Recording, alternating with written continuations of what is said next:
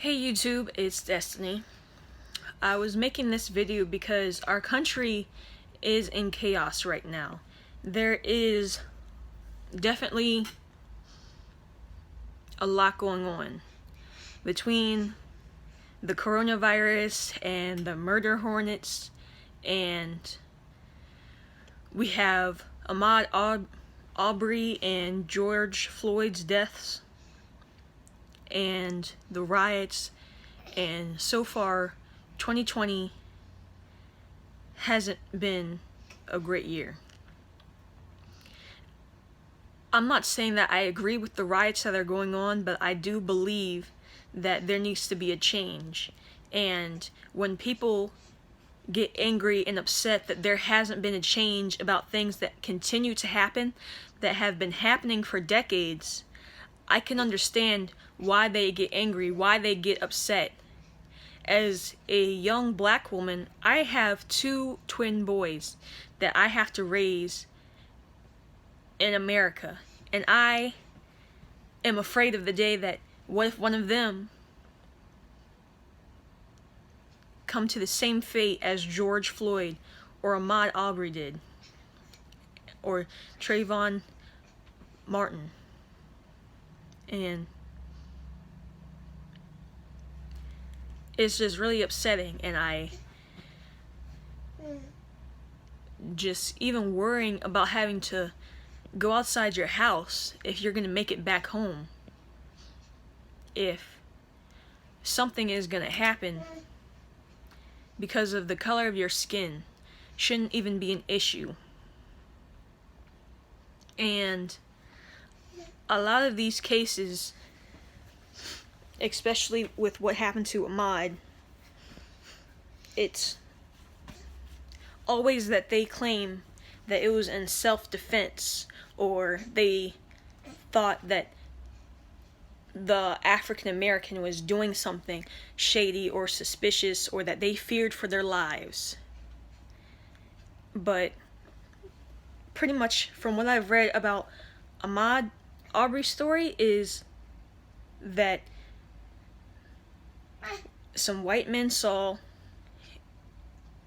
a young African American male walking about their neighborhood, minding his business, going for a jog, and they took it upon themselves to go and confront him for no apparent reason and murder him.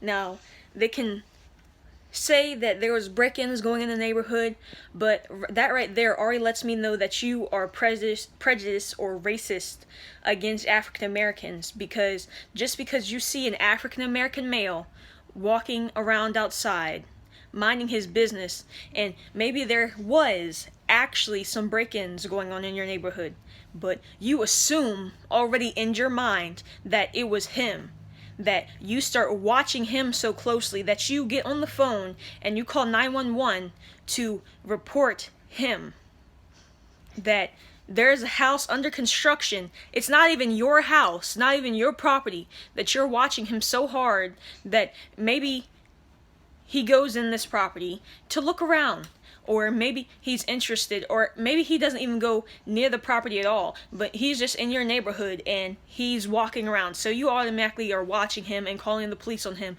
just because he is black in your neighborhood. And then you get your weapons and get up in your pickup truck and chase him down and murder him for no reason whatsoever. First off, a black person can't walk around in your neighborhood without you being suspicious of something, without you wanting to already accuse them of something in your head that you believe that they're up to no good. Then you automatically get on the phone and call the police on them for walking around minding their business. They're not doing anything to anybody. They're not disrupting the peace. They're not causing an issue. They're not assaulting you. They're not even in contact with you. And you get on the phone and call the police right off the jump. This does not sound right, America. This is not acceptable. When does it end? And then you chase him down and murder him. He had a family to go back to. He had a life to live that is just as valuable as yours and everyone else's. Now, the worst part is that one of these men were in law enforcement previously, that they dealt with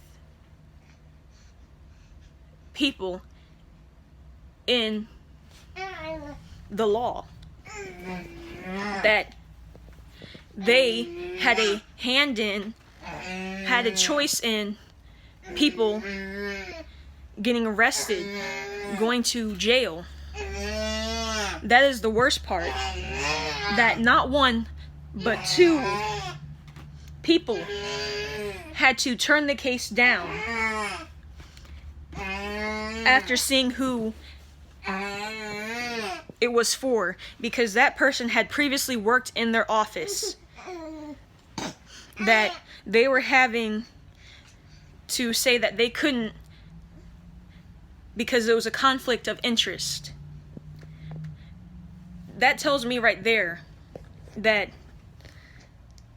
if he is already a racist man, that he chased this man down and murdered him in broad daylight, that he should have never been working in the law offices that you reside in, that you do business in, that you work in, representing people or committing them to the crimes they did, that he already has a prejudice against African Americans. But the second issue I have is that the second person that said it was a conflict of interest wrote a letter and sent it out to say, and let me pull it up here so that I can say their name.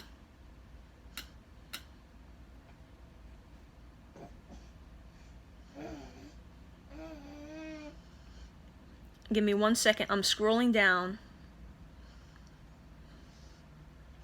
It says here in firstcoastnews.com in their article, in the aftermath of the shooting, Brunswick prosecutor Jackie Johnson recused herself from the case to avoid a conflict of interest. Greg McMichael had worked for her office as an investigator. The case was then given to Ware County prosecutor George E. Barnhill. He wrote a letter to Glenn County Police saying he believed the shooting was justified under self-defense and citizens' arrest laws in Georgia. In the letter, Barnhill said Arbery's mother also saw a point of conflict because Barnhill's son worked in the same office Greg McMichael had retired from. Like Johnson, Barnhill recused himself from the case, which was then moved to a 3rd District Attorney, Tom Durden of Hinesville. If you knew this man, or had a connection to this man anyway, that as soon as you should have received that case, you should have said, I need to recuse myself. I can't do this. It's a conflict of interest. But you took it upon yourself, this, what was his name? George E. Barnhill wrote a letter first saying that he believed it was in self-defense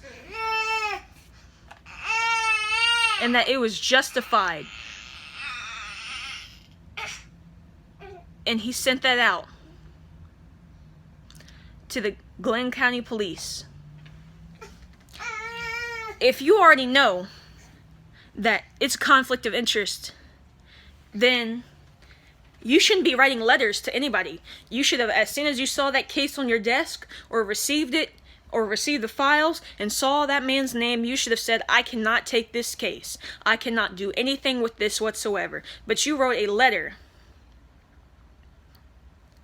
and sent it out, or faxed it, or whatever you did. You signed it, you typed it up, you went through the effort of saying that it was in self-defense before you said that I can no longer do this case. That is unacceptable. We need to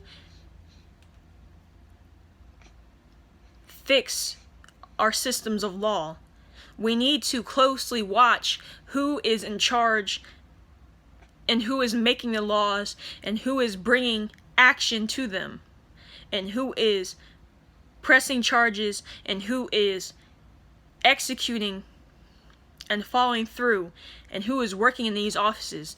Obviously, this man, these people have prejudice, and you're dealing with a community that isn't just white.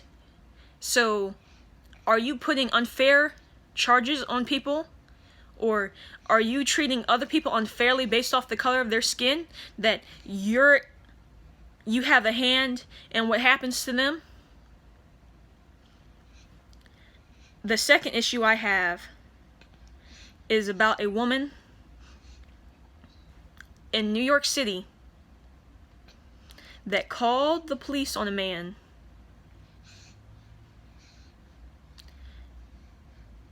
because he was recording her, and that she called 911 and lied.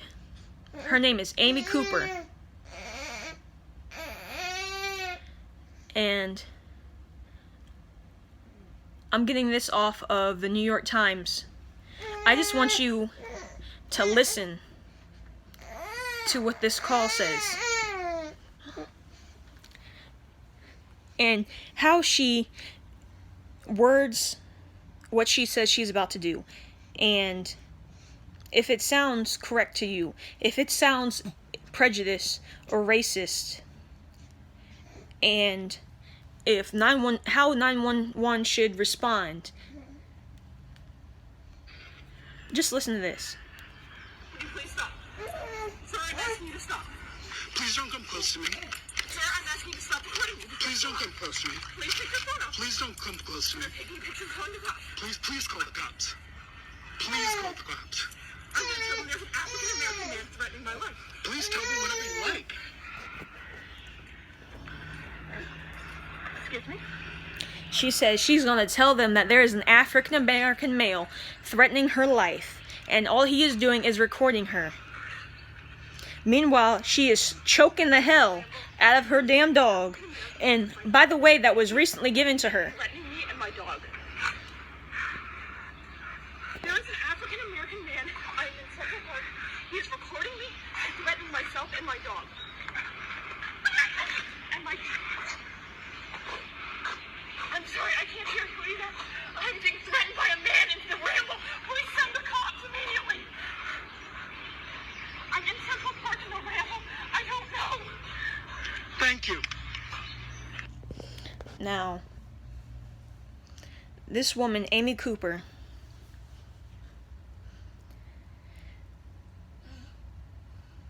calls the police, but before she does, she tells him that she's calling the police and she's going to tell them that there is a black man threatening her life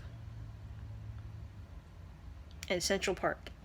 Afterwards, she gets her dog taken from her and she loses her job because the video gets released to the public and goes viral. And so her job fires her. But what I have to ask myself is, what if this video never got out?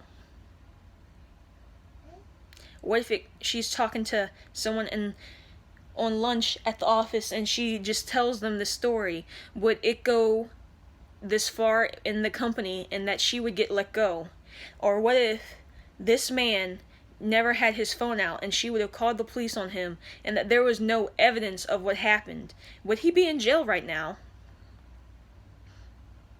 These are the questions we have to ask ourselves, and that she is lying, saying that he is threatening her life. This is the things that ruin people's lives. This is what people do not care about. They are saying that someone did something when it is not true. People go to jail. People lose their jobs over this stuff. Now, she must have thought she was going to get away with it, but how are we going to make change? How are we going to get these people to understand that Life is already hard enough for everyone. We all have to survive. We have bills to pay. We have people depending on us. There's people looking up to us. There's diseases like the coronavirus that are out here trying to threaten our lives. There's already people that we have to worry about. And you're worried about the color of our skin? And lying and saying that we're threatening your lives? When all we are doing is minding our business, riding our bike through Central Park, or walking down the street, and we're being hunted down and murdered. Now, we all know what happened to George Floyd, and many of the comments are saying that the police, that I've read, are saying that the police was just doing his job and this and that. You cannot tell me that this man was doing his job. And another side note about Amy Cooper, when I first watched this video on YouTube and I was reading the comments, many of the comments seemed more concerned about her dog. A lot of the comments that I read, they seemed concerned about her dog more than her accusing a black man of threatening her life. That's just a side note I wanted to add in there, but America needs to wake up. You're trying to put your 2 cents into other countries like China and dictate or help other countries resolve their issues, when first America needs to focus on what is happening here in our own country and fix it. Now, I want to just play the audio from when Trump and Biden called George Floyd's brother, and they also talk about Ahmaud Arbery's mother as well. I want you to just listen to what they have to say. When we have a president, and I'm not knocking Trump, I'm just saying as constructive criticism, that doesn't seem to actively want to take an interest in what is right and trying to fix the issue or to smooth the issue over, that you're not saying the appropriate things that you should be saying right now, and that sometimes it seems that you're on the side of the officers that did the inappropriate action, that you say good job, that it's not right.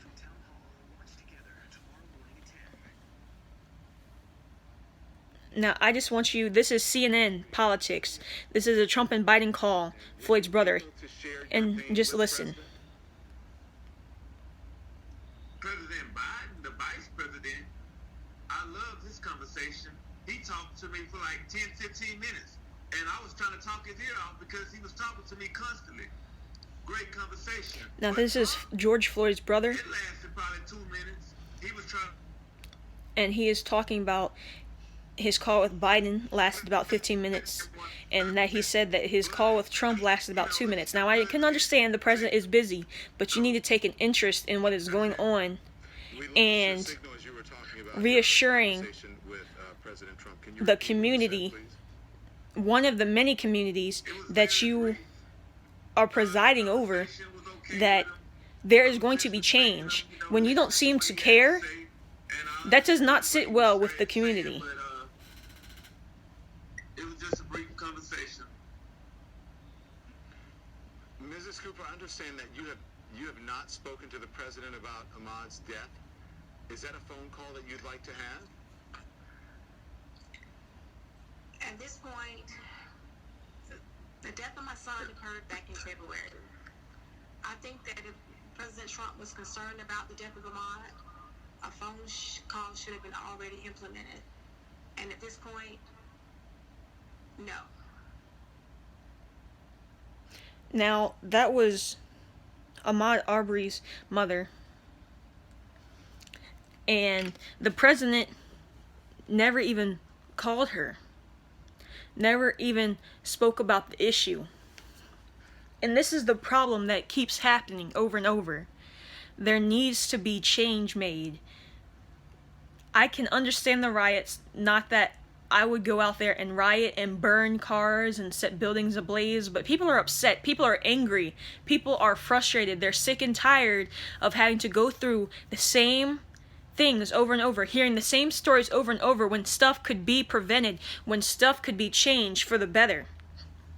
There's young and old, all ages of African Americans being killed for no reason, being unjustly accused for no reason. You hear about the stories way too much. And yes, I know the media plays a part in that, but the media also makes you aware of the fact of that there needs to be a change, that things need to change, that our country is not doing good right now. That right now our country needs to focus on ourselves. If someone whose life was in turmoil, whether they're not disciplining their kids are walking all over them, or their marriage isn't going well, or they're not getting their work situation right, but then they come to try and tell you about yours, you would get offended, you would get upset, you would tell them to mind their own damn business because they don't have their life in order, that they can't control their own kids, or that their marriage isn't going right, that it's headed for divorce, that they don't even have a job, and they're trying to tell you about yours. You would tell them to mind their own damn business. And China, the whole world is hearing these stories, and I'm not saying that the other countries are better with their issues and their problems going on. Nobody is better than another person. That's what we need to understand. Black, white, Spanish, Asian, nobody is better than anybody else. And China specifically commented about this George Floyd and what America was trying to comment to them about. Now, you cannot come for somebody else when you're not right. And that is just my opinion. That's my 2 cents. We need to maybe step back and take a look at our country. Now, this Keke Palmer video went viral, and everyone split on it. Now, getting the National Guard to march, yeah, that would have been a step, but they walked a block, they took a knee. And maybe for that situation it was fine, but for everything else it's not enough. There needs to be nationwide change. You can't just make change in one state. It needs to be nationwide, all 50 states. Whether it be that there be a community watch for maybe bad cops that performs citizens arrests, or steps up to these cops that maybe aren't seeming right, that maybe they might have a prejudice or some racism in their system. And it shouldn't even just be the community, it should be other cops as well. Other cops, when you work closely with these cops, you know who is prejudiced and who is racist and who isn't. And if you know that they are behaving a certain way out there on the field, then you need to step up and say something. A lot of these cops, they also get a group or mob mentality, and they do not say nothing. They stick together. Or even if there's one person that wants to say something, everybody else becomes against them, so they have no reason but to conform. Now, I'm not saying that that is right, but I'm saying that there needs to be a change. There needs to be an effort put forth to make the nation greater, to make the nation better. There's even stuff going on with the Native Americans that we also need to look into, because they are also a part of America. They were here before anybody else, and they have issues going on too. And we need to stop and appreciate everybody's issues and figure out how to make a better way that we can all be in the same country together, and stop this unjust, and stop the murders, stop the hate, spread the love. Because if this doesn't stop, I can tell you right now that this country isn't gonna last. We're not gonna make it. Our country really isn't even that old, but we need to nip these issues in the butt. We need to make a change. We need to make a revolution. We need to change up some laws. We need to maybe monitor and test these officers for psychological issues, for racism or prejudice, and not even just officers, people that are working in the district attorney's office, and look closely at people's connections and make sure that people are for what is right and not just what's going to earn them a paycheck or get people out of the way. Because I can tell you right now, America, we are not the greatest country right now. We are slipping up in a lot of areas. And right now, being black in America, you don't feel safe.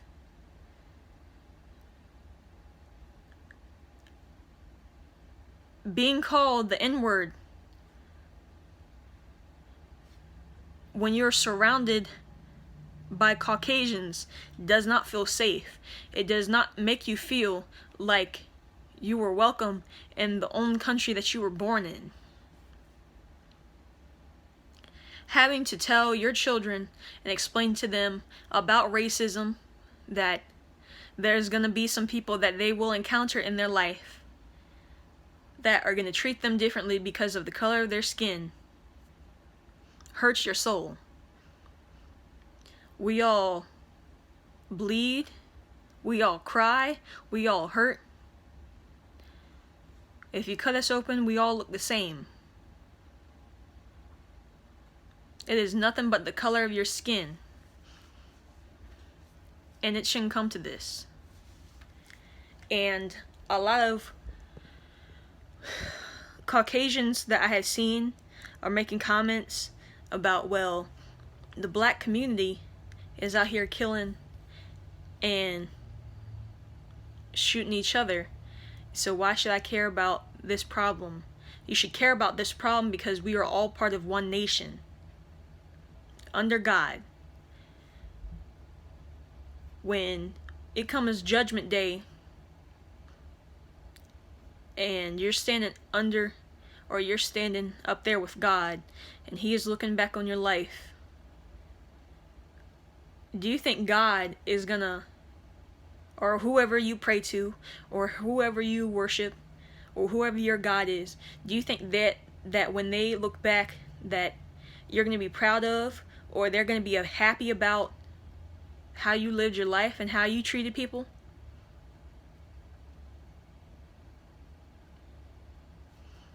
For some of these people, I think you're gonna end up somewhere else. That's all I can say about it. And as being part of the black community, we also need to make a change. We've come a long way from slavery and segregation to now being out here, a small percent of us, not all of us are doing this, a small percent of us in gangs shooting each other because of a gang, because of a color. It needs to stop. Now, I'm not saying that I know there's going to be world peace. Everyone is going to have their little pet peeves, but we need to work on it. If you are racist towards a certain race of people, you need to sit back and you need to ask yourself, why do I hate? Why do I not like this certain race of color? And I've heard people say that I'm racist because of one person or a small group of people. I've heard somebody tell me a story that they hated all black people because when they were a teenager, that one black person attacked them. One. And after that, they hated all black people. You can't account for a whole race by the instance or a situation or a problem that you had with one person from that race. We are not all the same. We are all different. You shouldn't blame us all for what that one person did. If you were a man or if you're a woman or whatever, and you got into a relationship with somebody and they put the same issues or problems on you that they had with the previous person, you would say, hey, wait. I am not so-and-so. I am not them. I'm not going to do the same things they did. I'm a different person. Do not put their same issues or problems that y'all had on our relationship. And that's how you need to stop and think. You need to try and change your prejudice, change your racism, and it goes both ways. Black and white, Spanish and Asian, everybody. You need to try and change your prejudice, because racism is hate, and that goes both ways. I've seen people that are black hate whites, and whites hate blacks, and whites hate whoever, and whoever else hates whoever. Hate, there's a fine line between love and hate. There's a fine line between love and hate, I should say.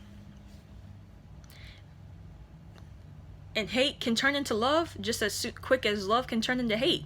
So if you're finding yourself hating somebody, then maybe you need to try and immerse yourself in that culture and appreciate what that culture brings to the table, what that culture has done for your country. Because you hating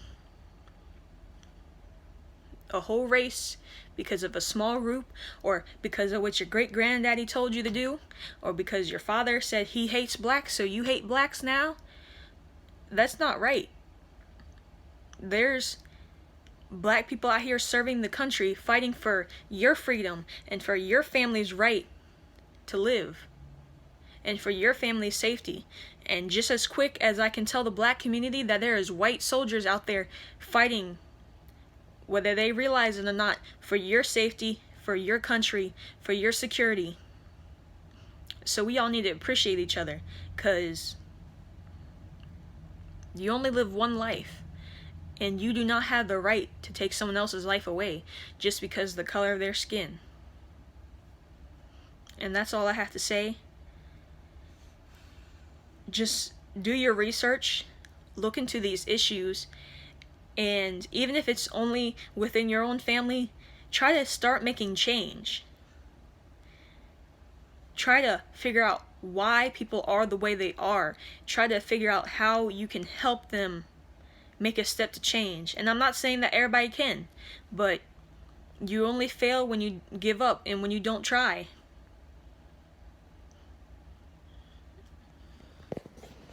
Please like, subscribe, and follow my channel. I'm gonna try and post more videos, not just about the issues going on today, but in general. And just, we need to make ways to make life better here, because the same stuff cannot keep happening over and over. We still have to go through the trials of these people. We still have to see what the outcomes are going to be. And I really hope that justice is served, because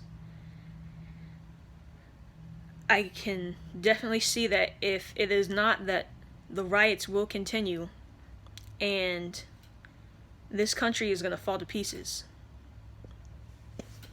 That's all I can say. Everybody have a wonderful day. Or night, whatever time zone you're in, whatever country you're in right now. Thank you very much.